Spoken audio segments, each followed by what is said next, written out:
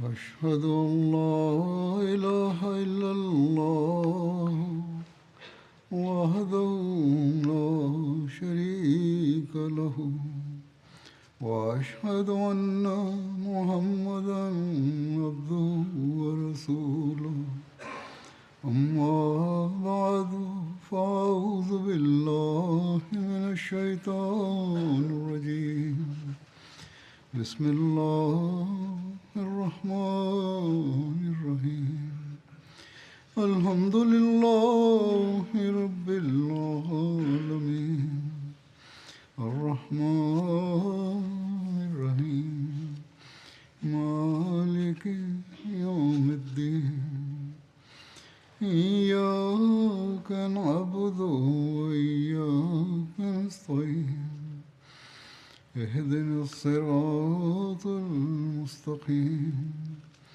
صراط الذين أنعمت عليهم غير المغضوب عليهم ولا الضالين.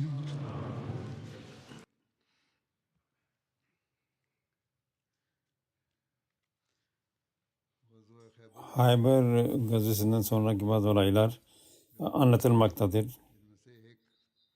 Onlardan birisi tema ehliyle ilgilidir. Onlar Medine'den Şam yolunda bir yoldu, bir yerdi. Tema Yahudileri Hayber ve Vadiyel Kura haberlerini alınca onlar Müslümanları karşı gelecekleri yerde barış yolunu tercih ettiler. Bunu Resulullah sallallahu aleyhi ve sellem kabul etti. Ve tema Yahudilerini mal mülküyle beraber bölgelerinde kalmaya izin verdi. Bu vakitte sabah namazının geç kılınmasıyla ilgili bir rivayet vardır. Hazreti Ebu Hureyre'nin rivayetine göre Peygamberimiz sallallahu aleyhi ve sellem Hayber gazvesinden geri dönerken bütün gece hep yurdu. İşte uyku geldiğinde Medine'ye yakın bir yerde dinlenmeye çekildi ve Hazreti Bilal'e dedi ki bu gece bizim namaz vaktimizi koru, yani bizi vaktinde uyandır. Hazreti Bilal radıyallahu anh elinden geldiğince işte bütün gece nafile kıldı. Peygamber Efendimiz sallallahu aleyhi ve sellem ashab-ı kiram uyudu. Sabah namazı vakti geri yaklaştığında Hazreti Bilal radıyallahu ta'ala anhu üzerine de uyku çöktü. O vakit o devesine yaşlanmıştı. İşte ne Peygamber Efendimiz sallallahu aleyhi ve sellem uyandı, ne Bilal radıyallahu anh, ne de ashabdan biri. Peygamber Efendimiz sallallahu aleyhi ve sellem ilk önce uyandı ve çok endişelendi ve şöyle buyurdu: Ey Bilal, o şöyle arz etti: Ey Allah'ın Resulü, benim annem babam sana feda olsun. Benim ruhumda seni durduran zat beni ruhumda durdurdu. Peygamber Efendimiz sallallahu aleyhi ve sellem oradan uzaklaşmayı emretti. Onlar bir daha uzaklaştılar süvarilerle beraber, yani biniklerle beraber. Resulullah sallallahu aleyhi ve sellem oraya gitti, bir yere gitti, abdest aldı. Hazreti Bilal ikameti getirdi ve Resulullah sallallahu aleyhi ve sellem namazı kıldırdı. Resulullah sallallahu aleyhi ve sellem uyuyakaldığı yerde namaz kılmadı. Yani ondan biraz ileri gidip kıldı. Namaz kıldıktan sonra Resulullah sallallahu aleyhi ve sellem şöyle buyurdu: namazı unutan kimse işte hatırladığında onu kılsın. Çünkü Allah-u Teala namazı benim zikrim için kaym edin, ayakta tutun buyurmuştur. İşte burada bilmeniz gerekir ki namaz, sabah namazın geciktirmenin vaktinin diğer bazı gazvalarla ilgili de söylenmektedir. Bazılar bunu Tabuk'la ilgili diyorlar, bazılar Hudeybiye ile ilgilidir. İşte belki bu sahvdan dolayı olmuştur veya ayrıca bu birden fazla kere de böyle bir olayın gerçekleşmiş olsa mümkündür.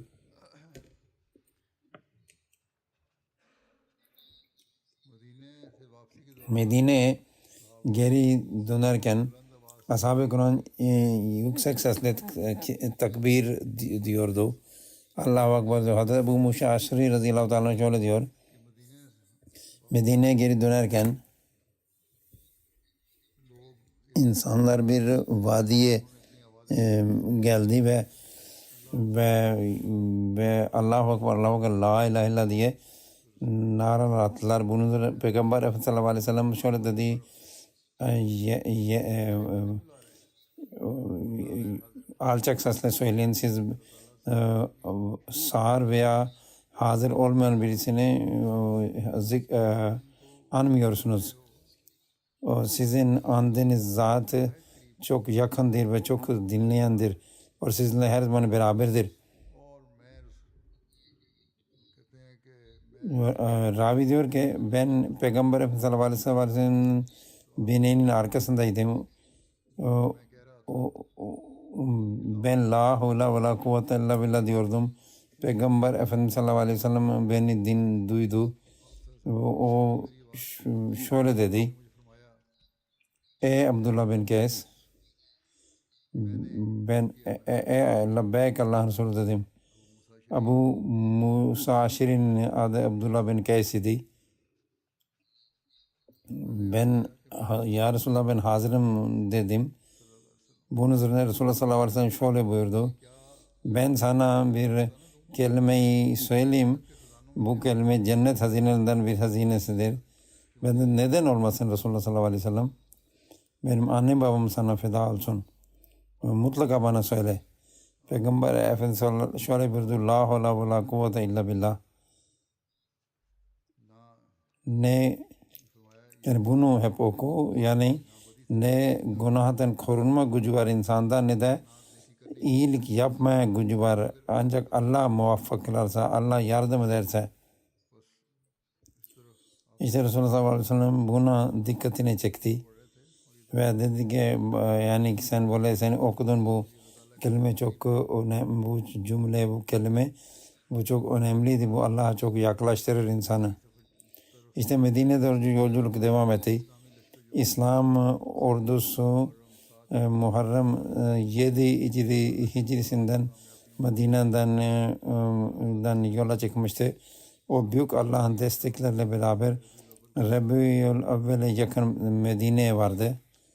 Hayber'da Peygamber Efendimiz sallallahu aleyhi ve sellemin ne kadar kaldı konusunda ihtilaf vardır. Hazreti Abbas radıyallahu ta'ala şöyle diyor.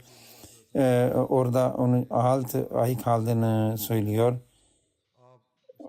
Diyor ki orada o 2 namazı birleştirip kıldırıyordu. Bazı rivayetlere göre o 40 güne kadar orada kaldı diliyor. Daha çok rivayet az orada kalmayla ilgilidir. Hayber fethi olunca bu Müslümanların lehine çok etki yaptı. Bunu bir etkilerinden birisi İslam'a muhalif olan Arap kabilelerinin ve Müslümanlara aleyhinde çalışan kabileler korktu ve onlar Müslümanlara barış yolunu, barış elini uzattı ve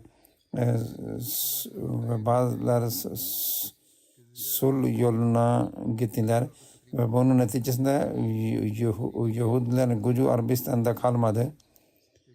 Onları Medine bölgesinde ve diğer bölgelerinde iktisadi güç olarak ve ordu ve askeri güç olarak kabul ediliyordu. Ve onlar İslam aleyhinde orasını çalışıyorlardı ki her büyük savaş arkasında onların eli vardı. Üçüncüsü Müslümanların kendi iktisadi gücü çok olumlu manada etkilendi. Hazreti Ayşe ve diğer ashab diyor ki bu Hayber fethinden sonra biz dolu karnımız doyuracak kadar yemek yiyebilme haline geldik. Ondan önce onları Müslümanlar bunun üzerine muhacir olan Ansar kardeşlerinden aldıkları malların paylarını geri verdiler. Hazreti Enes'in bir rivayeti var bu konuyla ilgili. Orada bu bütün ayrıntılar var. O diyor ki muhacirler Mekke'den Medine'ye geldiklerinde onlar elinde hiçbir şey yoktu. Medine'dekiler mal mülk sahibidiler. Onlar her sene hasatın yarısını veriyorlardı muhacirlere. Hazreti Enes'in annesi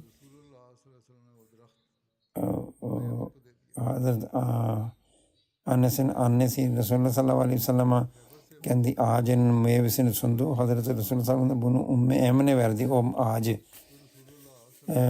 Bu şimdi Resulullah sallallahu aleyhi ve sellem Hazreti Enes'in annesine bunu geri vermek istedi, annesini o ağacı. Ben diyor Ümmü Emine söyledim ki bu benim anneme geri verildi. Ümmü Emin dedi ki ben geri vermeyeceğim, bana Resulullah sallallahu aleyhi ve sellem bana vermiştir. Belki Ümmü Emin Resulullah sallallahu aleyhi ve sellem sevgisinden dolayı bir kaynaklanıyordu ki Resulullah'ın verdiği şeyi geri vermek istemiyordu. Ben Hazreti Enes bunun üzerine Resulullah sallallahu aleyhi ve sellem gitti ve bütün olayı ona anlattı. Ve bunun üzerinde Peygamber Efendimiz sallallahu aleyhi ve sellem Hazreti Ümmü Emin'e dedi, ey Ümmü Emin sen ona bu ağacı geri ver. Bunun karşılığında ben sana şu kadar ağaç vereceğim. O hayır dedi. Dedi ki sen o bereketli değil, sen bana bunu verdin Allah Resulü. Ve Resulullah sallallahu aleyhi ve sellem bunun karşısında ona 10 misli ağaç verince o bu ağacı geri verdi. Tarihte başka bir gazveden bahsediliyordu. Gazva Zatur Rika bunun adıdır. Bu gazva bunu Musalba da deniliyor. Bunu Ammar gazvesi de deniliyor.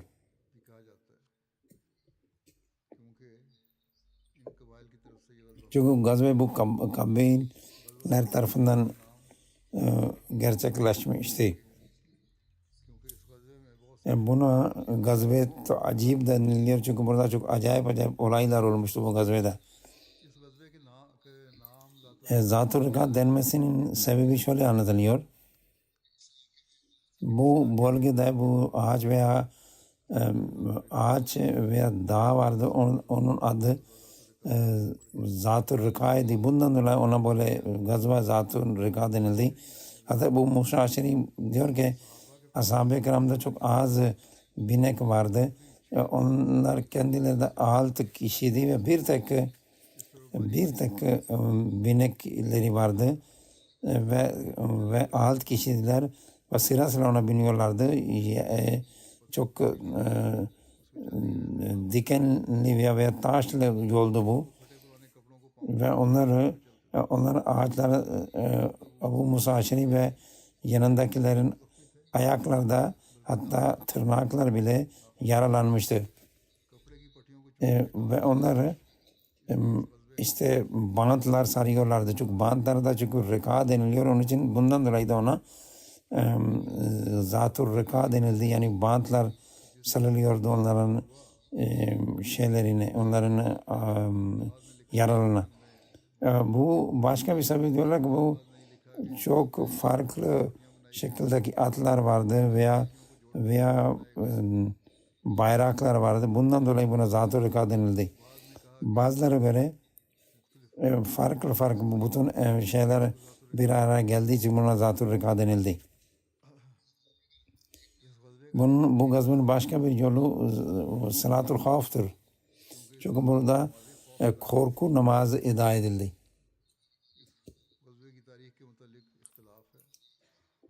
Bu gazvenin tarihi konusunda ihtilaf vardır. Bazılara göre 4 ve 5 Hicri'de oldu. İbn-i Şam, İbn-i İshak'tan rivayet ediyor ve bunun 4 Hicri'de olduğunu söylüyor. Yani Banu Nazir gazvesinin 3 ay sonra olduğunu söylüyor. İbn-i Sad'e göre 5 Hicri'de oldu. İmam Buhari güçlü bir tanıklıktan sonra bunu 7 Hicri gazvesi olduğunu söylüyor. Tarihi 7 Hicri'de olduğunu söylüyor. Diyor ki Ebu Musa Aşri bu gazveye katıldı. Ve Hazreti Ebu Musa Aşri çünkü o gazveye Khayber'den sonra Müslüman oldu. Onun için bu 7 Hicri'de gerçekleşti. Çünkü Hazreti Ebu Musa Aşri Khayber gazvesine katılmıştı. Nitekim bu gazvenin 7 Hicri'de olması daha güçlüdür. Hazreti Mirza Beşir Ahmed Sahib radıyallahu ta'ala anhu da kitabın sonuna doğru bazı konuları kaleme aldı. Orada Zat-ı Rekai Khayber'den sonra 7 Hicri'de olduğunu not etmiştir. Bunun başka bir sebebi Necd bölgesinde bazı kimseler hırsızlık ve haydutluk yapıyorlardı. Yolcular rahatsız ediyorlardı. Bir yerde durmuyorlardı.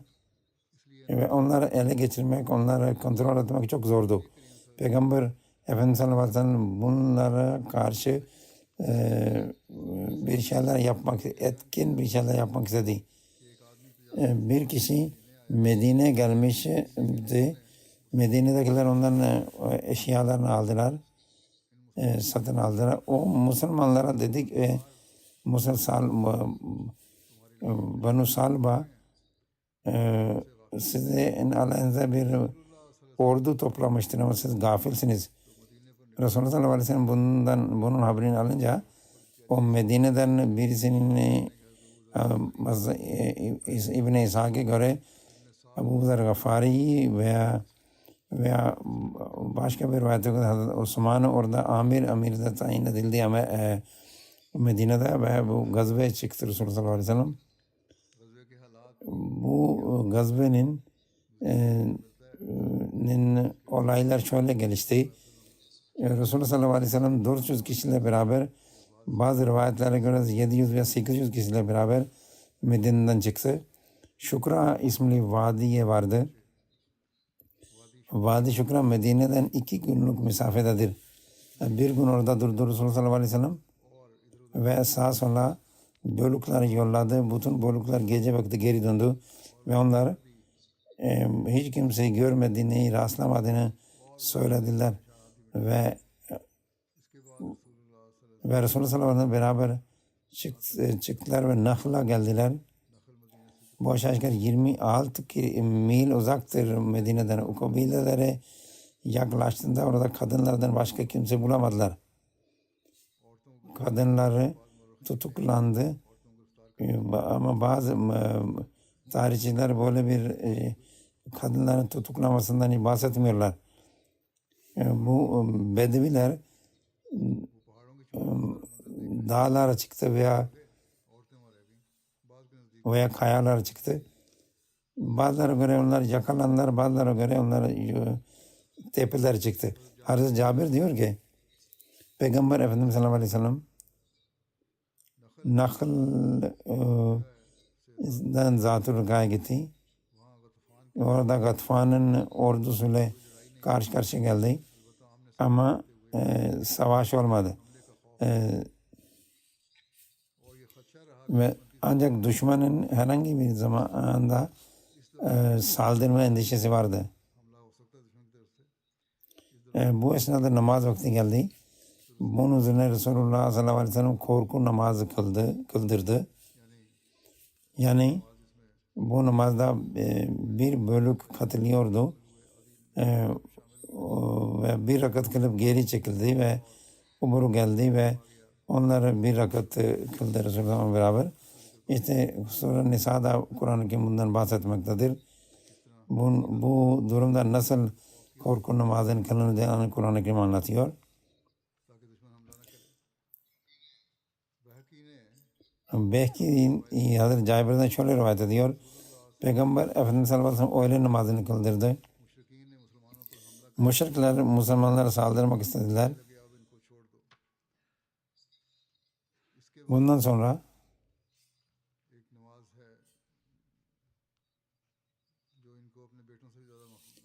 dediler ki Cibrail Resulullah sallallahu aleyhi ve sellem geldi ve düşmanların planından Resulullah sallallahu aleyhi ve sellem'e haberdar ettiler. Çünkü ilk rivayette ilk namazda düşman plan yapmıştı ki biz bu namazda bir şey demiyoruz ama bu namaz ikinci namaz kıldıklarında yani ikindi kıldırdıklarında biz saldıracağız çünkü namaz bunlara çok azizdir.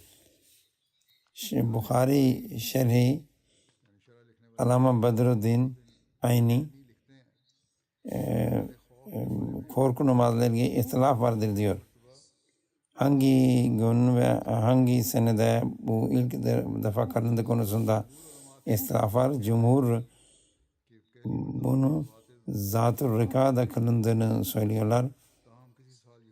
Ama hangi sene bu emir indi, bu konuda alimler arasında ihtilaf vardır.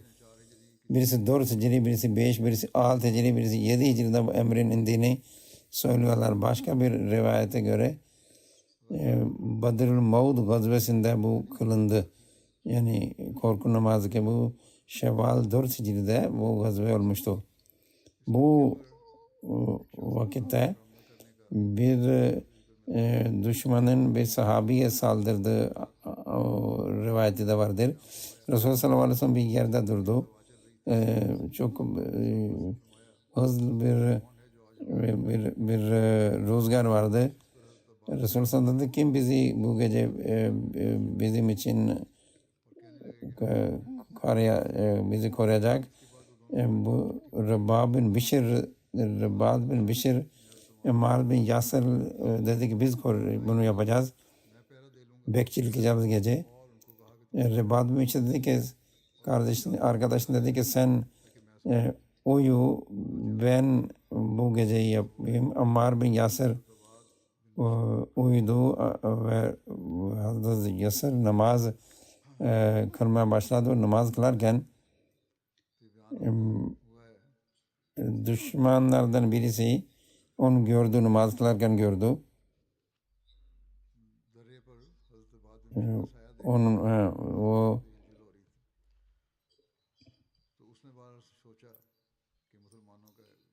ve o bu mutlaka düşünüyor ki bu Müslümandır, bu bekçilik yapıyor diye.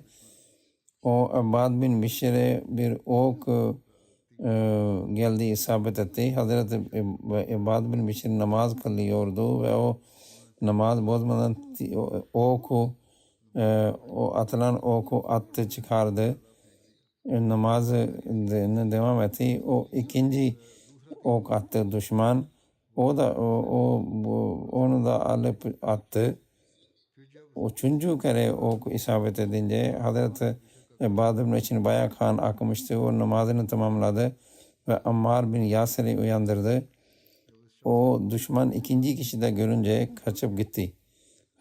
Ammar bin Yasir Hazreti Abbad bin Bişir'i böyle görünce niye beni önce uyandırmadın?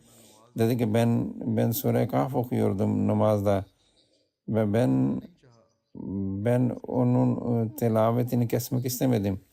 İşte bakın bu ne kadar Allah'la güçlü bir bağ vardı, ne kadar ihlas vardı, ne kadar vefa vardı, ibadetin nasıl da bir şevki vardı içlerinde, sevgi vardı namaz içinde. Bazı rivayetlere göre o konu Hazreti Ammar bin Yasir'e ispat etti, yazılıdır. 15 günlük bu yolculuktan sonra Resulullah sallallahu aleyhi ve sellem geri döndü. Medine'ye geldi ve Cual bin Soraka'yı Medine'ye gönderdi. Ki o Medine'dekilere Müslümanların sağ salim olduğundan haberdar etsin. Hazreti Cabir'in rivayetine göre Resulullah sallallahu aleyhi ve sellem Salar makamına geldiğinde ki o Medine'den 3 saatlik musafedeydi ve orada o bir devenin kesilmesini emretti. Resulullah sallallahu aleyhi ve sellem orada akşam yaptığında Medine'ye girdi ve biz de Resulullah sallallahu aleyhi ve sellem beraber Medine'ye girdik. Bu gazvede bazı mucizeler de görüldü. Yani bu onu da söyledi ki bu işte bu acayip ilginç olaylardan dolayı bu mucizeler gazvesi de deniliyor buna. Hazreti Cabir diyor ki Resulullah sallallahu aleyhi ve sellem biz Resulullah sallallahu beraber Nejd tarafına gittik. Resulullah sallallahu aleyhi ve sellem bir yerde durdu. Orada öğle vaktiydi. Ve insanlar orada gölge aradılar. Resulullah sallallahu aleyhi ve sellem de bir ağacın altına kendi uzandı ve orada bir kılıcını astı. Hazreti Cabir diyor ki biz biraz sonra uyandığında Resulullah sallallahu aleyhi ve sellem bizi çağırdığını gördük. Resulullah sallallahu aleyhi ve sellem'e biz vardık. O baktı ki bir bedvi orada duruyor. Peygamber Efendimiz sallallahu aleyhi ve sellem şöyle dedi. Bu benim kılıcımı aldı. Ben uyurken benim kılıcımı aldı. Ben uyandım da bunun elinde kılıcım vardı. Dedi ki benim elimden seni kim kurtarır dedi. Ve ben Allah deyince bu kılıcımı könüne soktu ve Gavs bin Haris bunun adıydı bu adamın. Bazılar Gavrak diyorlar, Gavrak ismiydi diyorlar. Bazılar Gavaris diyorlar. Bazı kimseler bunun İslam kabul ettiğini söylüyorlar. Ve bazılar İslam kabul etmeyip Peygamber sallallahu aleyhi ve sellem karşı hiçbir zaman gelmeyeceğini söz vermiş diyorlar. Peygamber Efendimiz sallallahu aleyhi ve sellem bu şekildeki başka bir olay da anlatılıyor. Desur namı bir kişi Resulullah sallallahu aleyhi ve sellem'e aynı şekilde saldırmıştı. Bazı alimler bu iki olay bir olay ve bazılara göre bu ayrı olaylardır. Desur olay 3 Hicri'de Gazve Gıtfan ve Bani Amr gazvesi esnasında oldu. Müşrikler Peygamber Efendimiz sallallahu aleyhi ve sellem bir yerde yapayalnız yatarken gördü. Onları reisleri Desur ismi reisine geldiler. O çok cesur kabul ediliyordu. Ve ona dediler ki reis Muhammed sallallahu aleyhi ve sellem şu an yapayalnız yatıyor. Şimdi onun işini tamamlamak senin içindir. O Resulullah sallallahu aleyhi ve selleme geldi ve şöyle dedi. Eğer ben Muhammed sallallahu aleyhi ve sellem'i öldürmesem Allah beni helak etsin. Yani bazı rivayetler böyle diyor. O kendisi geldi. O Peygamber Efendimiz sallallahu aleyhi ve sellem'e yaklaştığında Peygamber Efendimiz dedi ki bugün seni benim elimden seni kim kurtaracak?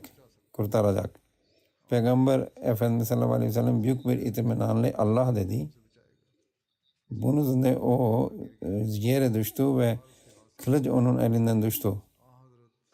Peygamber Efendimiz sallallahu aleyhi ve sellem'in kılıcını eline aldı ve dedi şimdi seni benim elimden kim kurtaracak dedi.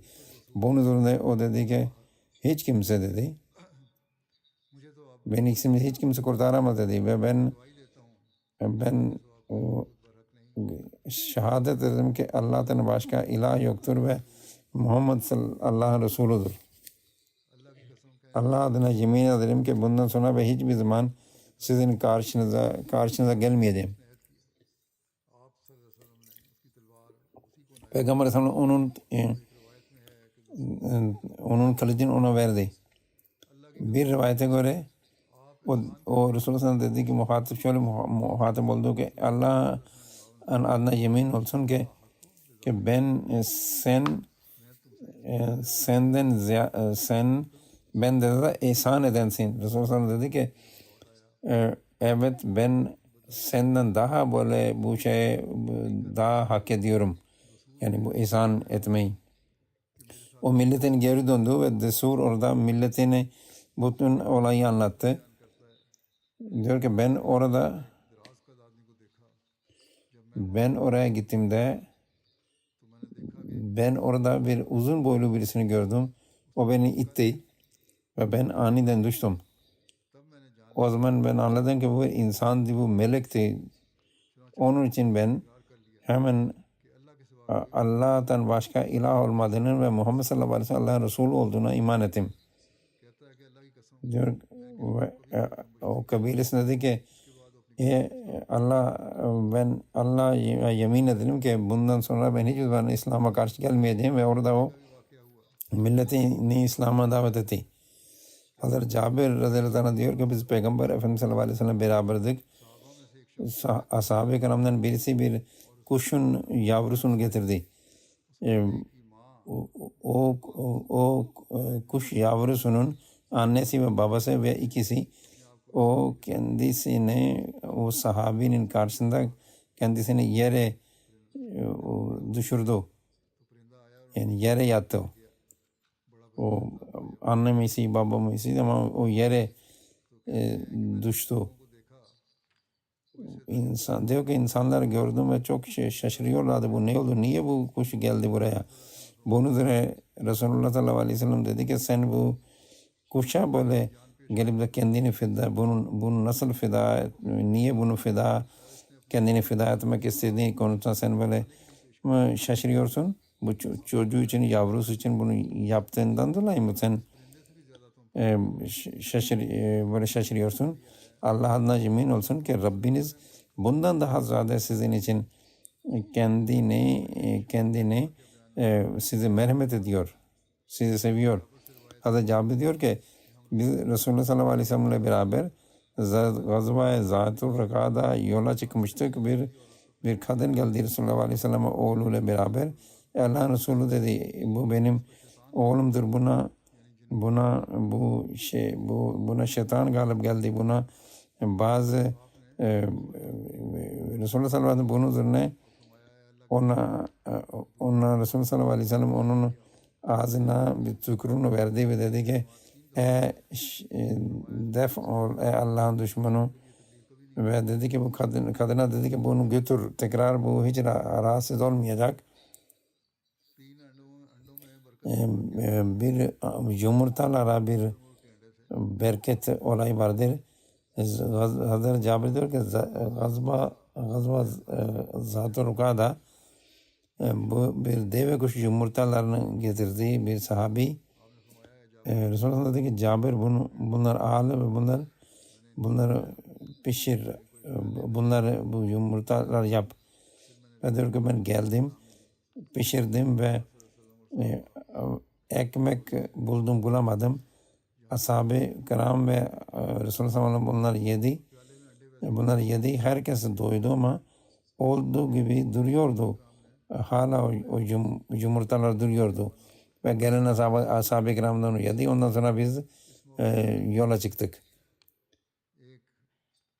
Biz başka bir olay da var. Deveyle ilgili o kendi sahibini Resulullah'a şikayet etti. Hazreti Cabir diyor ki Zat-ı Rika gazvasından biz geri geldiğinde Harra'ya vardık. Orada hızlı bir şekilde bir deve geldi ve o yalvarma varcasına bir ses çıkardı. Resulullah sallallahu aleyhi ve sellem dedi ki bu devenin ne dediğini biliyor musunuz? Bu efendisinin karşısında efendisini şikayet ediyor. O bunu çok çalıştırıyor. Ve şimdi de bunu boğazlamak istiyor. Cabir bunun sahibine git ve onu bana çağır, bana getir. Hazreti Cabir dedi ki Allah'ın Resulü ben bunun sahibini tanımam. Resulullah dedi ki bu deve seni oraya götürür. O deve Hazreti Cabir'i oraya götürdü. Onun kendi sahibine doğru götürdü. Hazreti Cabir diyor ki ben sahibini Resulullah sallallahu aleyhi ve sellem getirdim. Onunla Hazreti Resulullah sallallahu aleyhi ve sellem deveyle ilgili konuştu. Dedi ki bunu bana sattı. O bunu Resulullah sallallahu aleyhi ve sellem'e sattı. O deveyi sattı. Ve Resulullah sallallahu aleyhi ve sellem onu ötlemek için özgür bıraktı. Hazreti Cabir'in devesiyle ilgili de kaybedişiyle ilgili de bir olay var. Hazreti Cabir diyor ki gece vakti benim devim kayboldu. Ben Resulullah sallallahu aleyhi ve sellem yanından geçtim. Peygamber aleyhisselam ne oldu diye sordu. Ben de ona eğer Resulullah sallallahu aleyhi ve sellem benim devim kayboldu. Resulullah sallallahu dedi ki falanca yerde devin var git al. Gittim. Bulamadım bir şeyi. Resulullah sallallahu aleyhi ve sellem geldim. Resulullah sallallahu aleyhi ve sellem'e anlattım. Resulullah sallallahu aleyhi ve sellem tekrar git oradadır diye. Ama bulamadım. Geri geldim. Resulullah sallallahu aleyhi ve sellem dedi ki hadi benimle beraber gel. Ve biz deveye vardık ve Resulullah sallallahu aleyhi ve sellem'e verdi. Ve Resulullah sallallahu aleyhi ve sellem deveyi bana verdi. Hazreti Cabir'in temel bir deveyle ilgili de bir olay var. Hazreti Cabir diyor ki Peygamber Efendimiz sallallahu aleyhi ve sellem'le beraberdim. Benim devim çok yorgun düştü ve çok tembelleşti. Resulullah sallallahu aleyhi ve sellem bana geldi. Ben de ey Allah'ın Resulü buyur.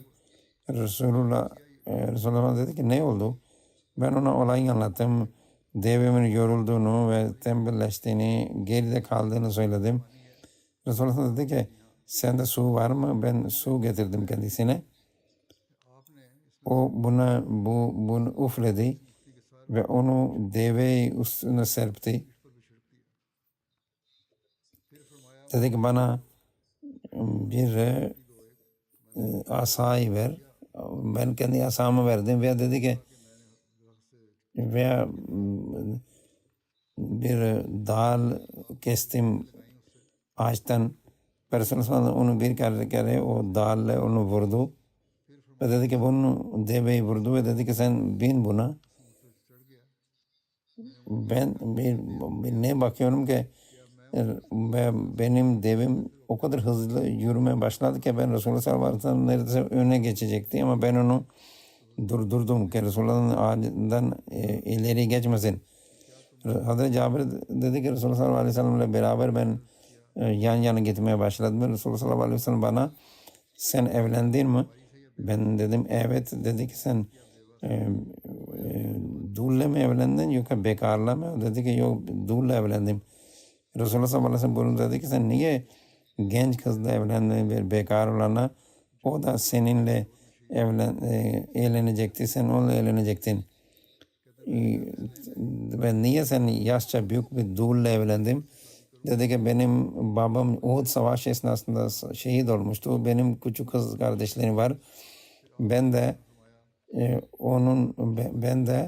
büyük bir kadınla evlenmek istedim ki o benim kızlarımı bizim kız kardeşime iyi bakabilsin.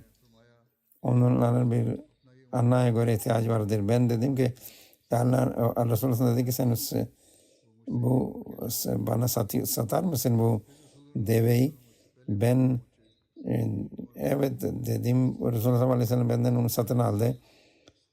Ben Medine vardığımda o mescitteydi. Ben ona dedim ki Resulullah dedi ki deveyi bırak ve 2 rekat namazını kıl. Ve o Resulullah sallallahu aleyhi ve sellem Hazreti Bilal'e dedi ki buna bir okya çandi yani bir okya buna gümüş ver. Ve Resul o Hazreti Bilal bana o gümüş verdi. Ve dedi ki Cabir'i bana çağırdı. Hazreti Bilal'e dedi. Ben içimden şöyle düşündüm. Peygamber Efendimiz sallallahu aleyhi ve sellem şimdi beni devim bana geri verecek. Ve ben bunu istemiyordum. Resulullah dedi ki sen devini de al ve onun fiyatı da sende kalsın. Yani onu düşünmediğinin tersinde Resulullah sallallahu aleyhi ve sellem ona bir sürpriz yaptı ve ona hem deve verdi hem de o gümüşün de onda kalmasını istedi. Yani Hazreti Cabir'de kalmasını istedi. Az suyun çok olmasıyla ilgili de bir mucize var. Hazreti Cabir diyor ki bu gazva esnasında Resulullah sallallahu aleyhi ve sellem şöyle dedi. Cabir abdest için ilan et. Ben ilan ettim, duyuru yaptım. Abdest alın dedim. Ben ilan ettim. Ama Resulullah sallallahu aleyhi ve sellem dedim ki ya Resulullah bizde su damlası bile yok. Resulullah bunu dedi ki falan Ansari'ye git ve onun Onda biraz su olduğunu bir bak. Baktım onda bir iki damla su vardı. Onun heybesinde veya şöyle. Ben Resulullah sallallahu aleyhi ve sellem'e geldim, dedim ya Resulullah, burada onun kabında bir iki damla su var, bundan başka bir şey yok. Resulullah sallallahu onu bana getir dedi. Resulullah sallallahu onu eline aldı ve dua etti. Allah bilir ne dua etmişti. Ve Resulullah sallallahu aleyhi ve sellem tekrar onu bana verdi ve dedi ki büyük bir kabı getir. Ben büyük bir kabı getirdim. Resulullah sallallahu aleyhi ve sellem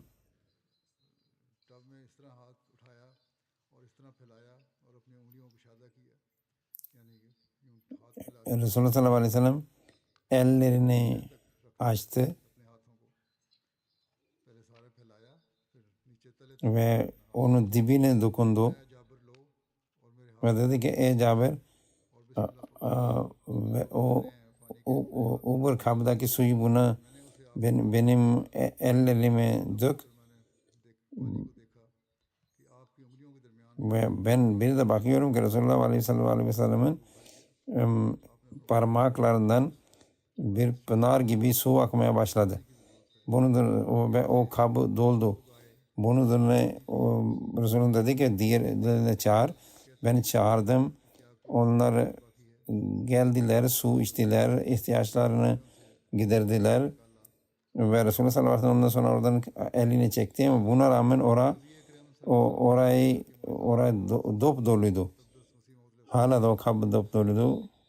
Resulullah Mesih bu olaylar açıklayan diyor ki bu lika derecesinde insandan öyle bir olaylar sadır olur ki o beşeri güçten daha üstündür ve ilahi bir güç onun içinde olur. Tıpkı Hazreti Resulullah sallallahu aleyhi ve sellem'den Bedir Savaşı'nda olduğu gibi o çakıl taşlar onun elinden ilahi güç imiş gibi onlar çıktı ve muhaliflerin, düşmanlarının gözleri kör gibi oldu ve onlar şaşkına uğradılar ve onlar sanki onlar şaşkın ve imişler gibi oradan kaçtılar ve Allah Teala ve ma ramayta iz ramayta velakin Allah rama diyerek buna işaret ediyor. Yani o zaman onlara bu atıldığında sen değil Allah Teala o çakıl taşlarını attı. Yani o insan gücü üstü bir şeydi. Ve ikinci mucizesi Peygamber Efendimiz'in şakkul kamer'din, yani kamerin ikiye bölünmesi. O da böyle bir ilahi güçten dolayı oldu. Çünkü orada bir dua yoktu. Bir parmağın gücüyle ki o ilahi güçle doluydu. O ikiye bölündü ay. İşte bu tür mucizeler Resulullah'ın zati iktidar olarak iktidardan dolayı gerçekleşti. Onun içinde bir dua yoktu ve Resulullah sallallahu aleyhi ve sellem bazen kendi parmaklarından onun su aktı ve o kadar çoğaldı ki bütün ordu onu içti, hayvanlar onu içti. Ve bazen o ekmeği bu şekilde bereketlendirdi ve bazen süt onun dudaklarıyla bereketlendi ve bazen tuzlu suyu tatlı suyu çevirdi ve bazen yaralı olanları eliyle iyileştirdi ve bazen kör olanların ki onların gözleri dışarı çıkmıştı, onları iyileştirdi. İşte bunu zati kişisel iktidar ile bunlar gerçekleşti. Allahümme salli ala Muhammedin ve barik ve sellem innaka hamidun mecid.